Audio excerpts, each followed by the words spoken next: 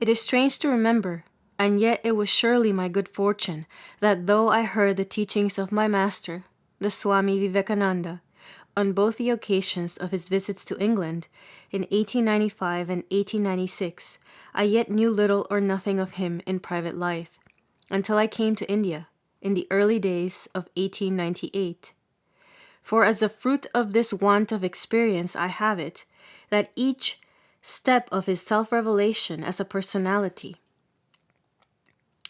that at each step of his self-revelation as a personality, my master stands out in my memory against his proper background of Indian forest, city, and highway, an Eastern teacher in an Eastern world. Even in faraway London, indeed, the first time I saw him, the occasion must have stirred in his mind, as it does in mine, recalling it now, a host of associations connected with his own sun-steeped land. The time was a cold Sunday afternoon in November, and the place, it is true, a West End drawing-room. But he was seated, facing half a circle of listeners, with a fire on the hearth behind him. And as he answered question after question, breaking now and then into the chanting of some Sanskrit text in illustration of his reply, the scene must have appeared to him, while twilight passed into darkness, only as a curious variant upon the Indian garden, or on the group of hearers gathered at sundown round the sadhu, who sits beside the well, or under the tree outside the village bounds. Never again in England did I see the Swami as a teacher in such simple fashion. Later, he was always lecturing, or the questions he answered were put with formality by members of larger audiences. Only this first time we were but 15 or 16 guests, intimate friends, many of us, and he sat amongst us, in his crimson robe and girdle, as one bringing us news from a far land, with a curious habit of saying now and again, "Shiva, Shiva," and wearing that look of mingled gentleness and loftiness that one sees on the faces of those who live much in meditation. That look, perhaps, that Raphael has painted for us on the brow of the Sistine Child. That afternoon is now 10 years ago, and fragments only of the talk come back to me. But never to be forgotten are the Sanskrit verses that he chanted for us in those wonderful Eastern tones, at once so reminiscent of, and yet so different from, the Gregorian music of our own churches. He was quite willing to answer a personal question, and readily explained, in reply to some enquiry, that he was in the West because he believed that the time had come when nations were to exchange their ideals, as they were already exchanging their commodities of the market. From this point onwards, the talk was easy. He was elucidating the idea of the Eastern pantheism, picturing the various sense impressions as but so many different modes of the manifestation of one. And he quoted from the Gita and then translated it into English. All these are threaded upon me as pearls upon a string. He told us that love was recognized in Hinduism as in Christianity as the highest religious emotion. And he told us a thing that struck me very much, leading me during the following winter to quite new lines of observation, that both the mind and the body were regarded by Hindus as moved and dominated by a third, called the self. He was describing the difference between Buddhism and Hinduism, and I remember the quiet words, "The Buddhists accepted the report of the senses."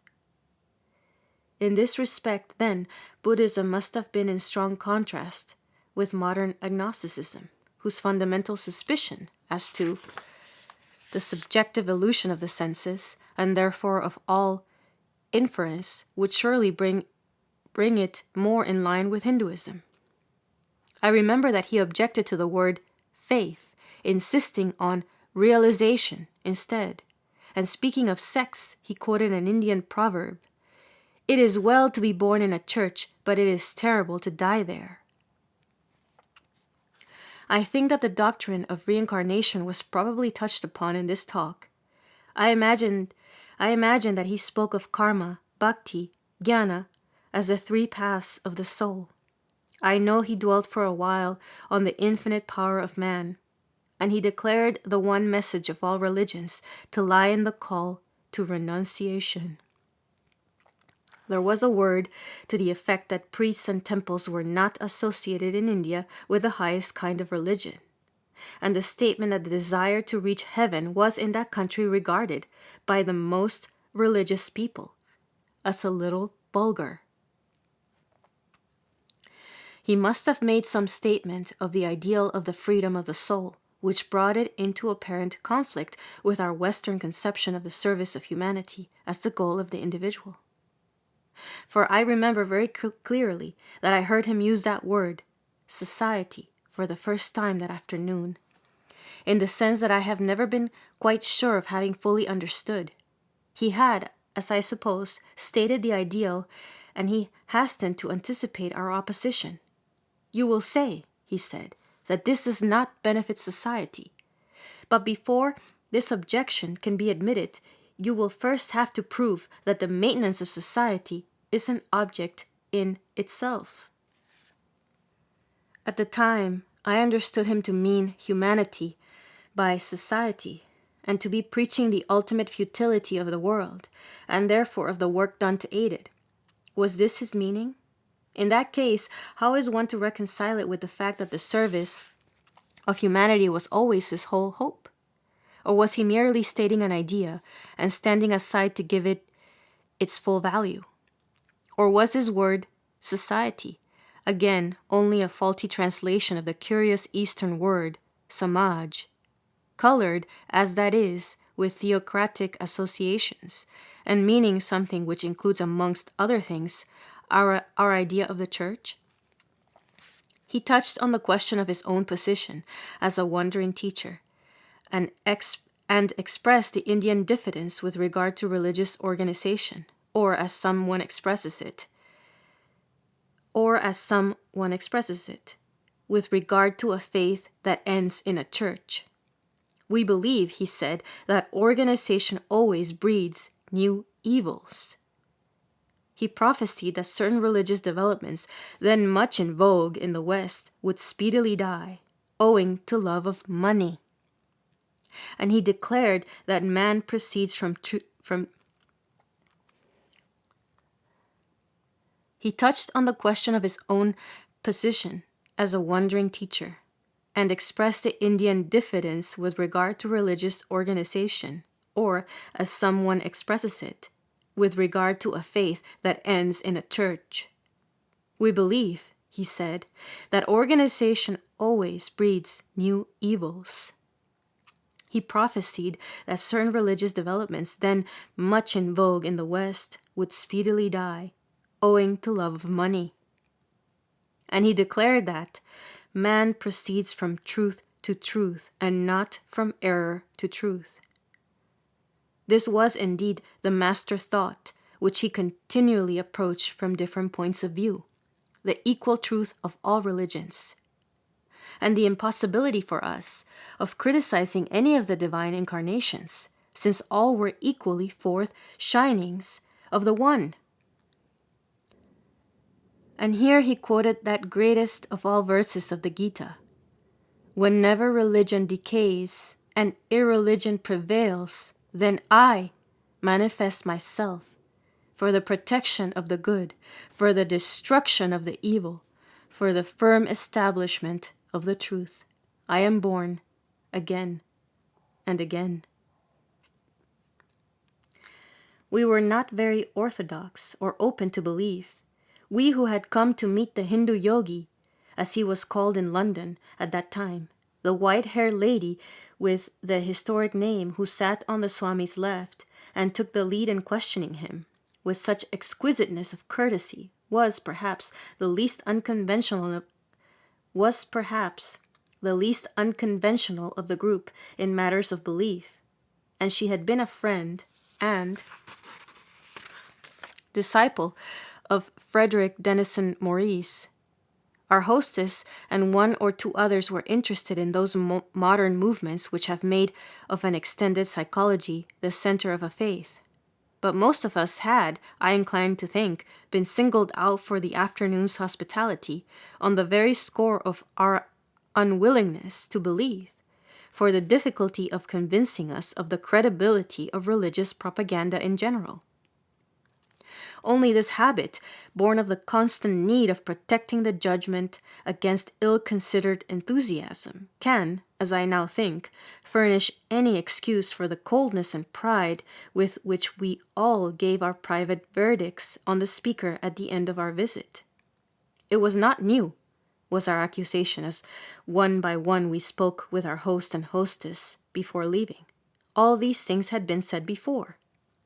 For my own part, however, as I went about the tasks of that week, it dawned on me slowly that it was not only ungenerous, it was also unjust to dismiss in such fashion the message of a new mind and a strange culture.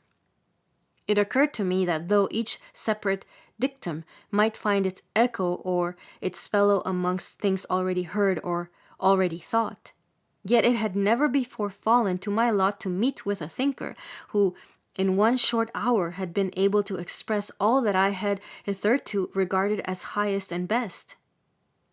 I therefore took the only 2 opportunities that remained to me of hearing the Swami lecture while he was still in London. The feeling that great music wakes in us grows and deepens with its repetition. And similarly, as I read over the notes of those 2 lectures now, they seem to me much more wonderful than they did then. For there was a quality of blindness in the attitude I presented to my master that I can never sufficiently regret. When he said, "The universe is like a cobweb and minds are the spiders, for mind is one as well as many," he was simply talking beyond my comprehension. I noted what he said, was interested in it, but could pass no judgment upon it, much less accept it. And this statement describes more or less accurately the whole of my relation to his system of teaching, even in the following year, when I had listened to a season's lectures, even, perhaps, on the day when I landed in India. There were many points in the Swami's teachings of which one could see the truth at once. The doctrine that while no religion was true in the way commonly claimed, yet all were equally true in a very real way, was one that commanded the immediate assent of some of us. When he said that God, really impersonal, seen through the mists of sense became personal, one was awed and touched by the beauty of the thought. When he said that the spirit behind an act was more powerful than the act itself, or when he commended vegetarianism, it was possible to experiment. But his system as a whole, I for one viewed with suspicion, as forming only another of those theologies which if a man should begin by accepting, he would surely end by transcending and rejecting. And one shrinks from the pain and humiliation of spirit that such experiences involve. It is difficult at this point to be sufficiently explicit. The time came, before the Swami left England, when I addressed him as Master. I had recognized the heroic fiber of the man and desired to make myself the servant of his love for his own people. But it was his character to which I had thus done obeisance. As a religious teacher, I saw that although he had a system of thought to offer, nothing in that system would claim him for a moment if he found that truth led elsewhere. And to the extent that this recognition implies, I became his disciple. For the rest, I studied his teaching sufficiently to become convinced of its coherence, but never, till I had experiences that authenticated them, did I inwardly cast in my lot with the final justification of the things he came to say. Nor did I that time, though deeply attracted by his personality, dream of the immense distance which I was afterwards to see, as between his development and that of any other thinker.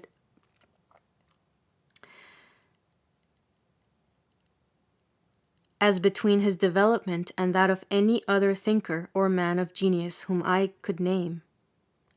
Referring to this skepticism of mine, which was well known at the time to the rest of the class, a more fortunate disciple, long afterwards, was teasing me, in the Swami's presence, and claiming that she had been able to accept every statement she had ever heard him make. The Swami paid little or no attention to the conversation at the time, but afterwards he took a quiet moment to say, "Let none regret that they were difficult to convince. I fought my master for 6 long years, with the result that I know every inch of the way. Every inch of the way."